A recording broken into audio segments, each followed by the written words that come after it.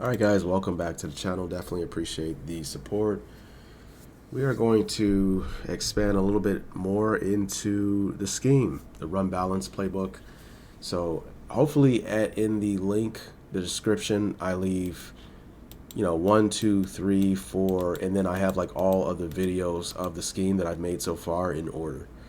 Okay, I don't know what number this will be, okay, but this is definitely the second formation in the scheme. I went over gun spread Y slot, and this is gun spread, and what I do is I substitute the tight end in the slot. And what that allows me to do is now when I run my no huddle, because you guys know I run no huddle, I can audible back to gun spread Y slot and have all of the audibles available for me to run even when I come out in this formation. Okay, so I run 3 formations right now: gun spread Y slot, gun spread with the tight end substituted in the slot, which really is gun spread Y slot, right? And then single back doubles flex. I believe by now I should have went over Z shallow cross, and now I want to go over RPO zone peak, the run play that I have from this formation. Okay, so RPO zone peak. Oh, I have it complements something here, which is pretty cool. You guys know about the route combinations you can have. I think I went over a slout, and then I recently went over double out. And I want to show you what I do with this running play that kind of ties into the same reads that you get from the double out concept that I went over. Okay, so this is RPO zone peak. We're going to have this run. And keep in mind we have the option here. I think one of you guys asked, what do I do in regards to the passing format over here combined with this play? So this video will be addressing that. Okay, so the run action here is, it's really almost like inside zone, peel and get him, and him, and this guy is scot-free in the box, which is not a good thing, right? Not a good thing with this concept here, right? But we're gonna go ahead and run it. Look how we get this double team here, peel off, and minimum game. And now I want to show you something. Remember what I went over in the double out concept, right? And I recently started playing around with it, because when I run spread, if you guys run spread, you will notice a lot of times you will play against guys, because the tight end is here, that the linebacker or whoever this is will be tucked inside the box, and they don't cover down on the tight end, right? So you really leave like a 2-on-1 deal over here. And this is where I went over a video where how about we just run double outs on the outside? You can run a number of different things. One of you guys said, hey, you could run the go and the flat. And I know that would be really good. The problem with Madden is this guy, his closing speed is just like unreal against a concept like this if they're in cover 2. And I really can't stand that in the game of Madden. I almost threw an interception today doing this, right? And the football in you will still try to throw stuff like that, because you're just like, there's just no way that guy can. But it is what it is, right?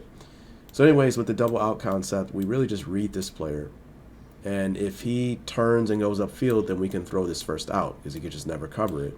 However, if he plays hard on that first out, then we should have this out, because no one's able to really impact that throw, being that they're so far inside to the box, right?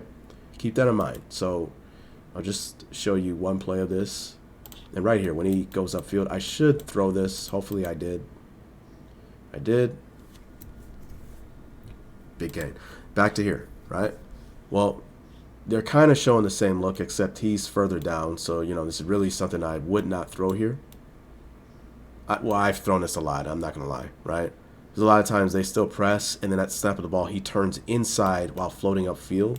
And I'll throw this first out for a big gain. For a really nice gain every time, right? But not so much in the red zone, right? But anyways, looking at this, let's go back to that running concept, right? Double team, peel. All right, we're not blocking him, right? And the reason why we're not blocking him is because we're putting him into conflict with this play, right? Remember, he's coming inside and he's running the in.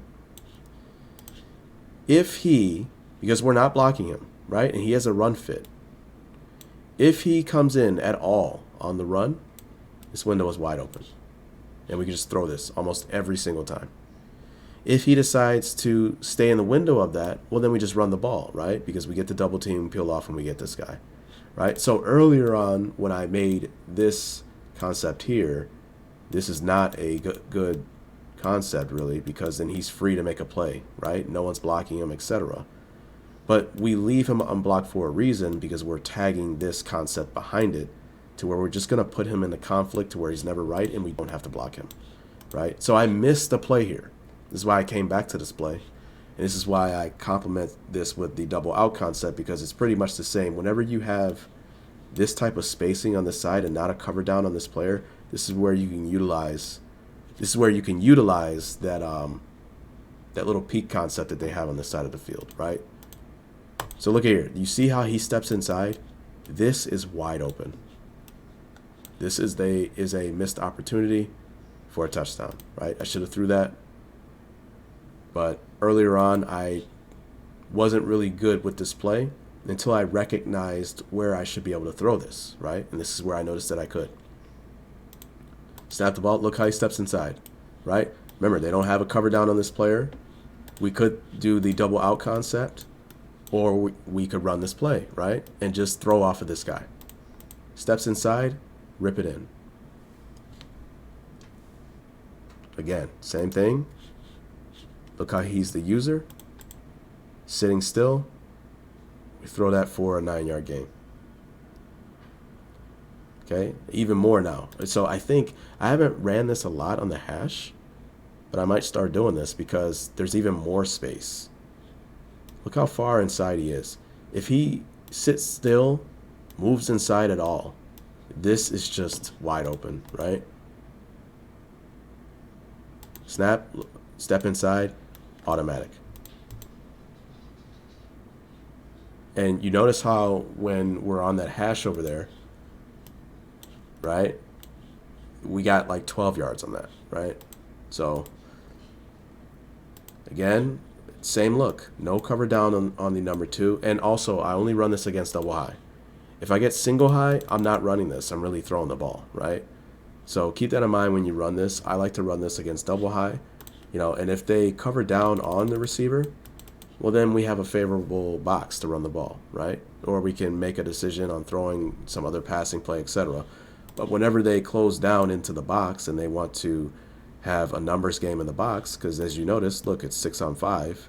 Well, we just put this guy in a conflict to where, you're going to have to make a decision. Are you going to play in the box or are you going to play in the pass? Whichever you do, we're going to do the opposite and keep the numbers in our favor, right? Snap the ball. He steps inside. I should be throwing this. And I do. That's a 10-yard gain, right? So I think I just have clips on the... Oh, okay, so now I want to show this deep. So this is what I was doing before when I didn't really know how to run this. I guess I was on the right page, right?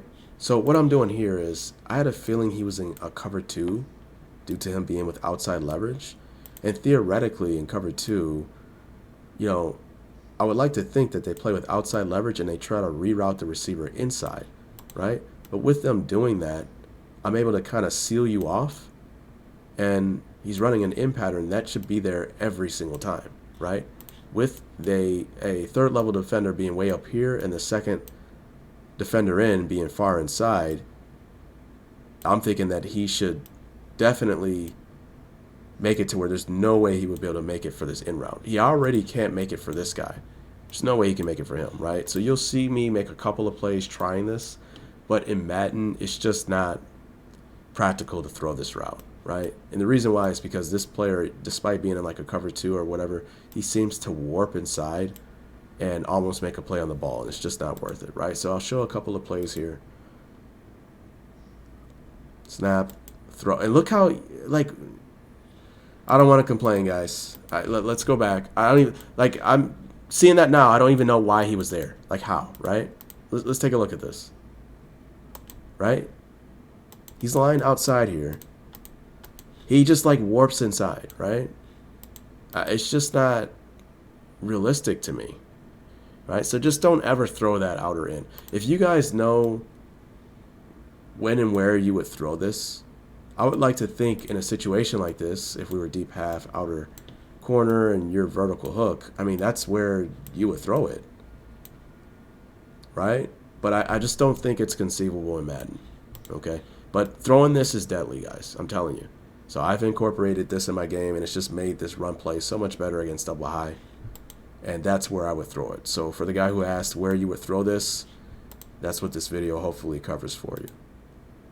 So I think this is me throwing that outer in again to show you that it's not something that I think you should add into your game.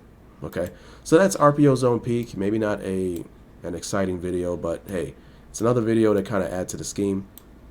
The other plays that I have, so Z shallow cross is the play I come out in. We have RPO zone peak. Let's see if I can remember the other three audibles.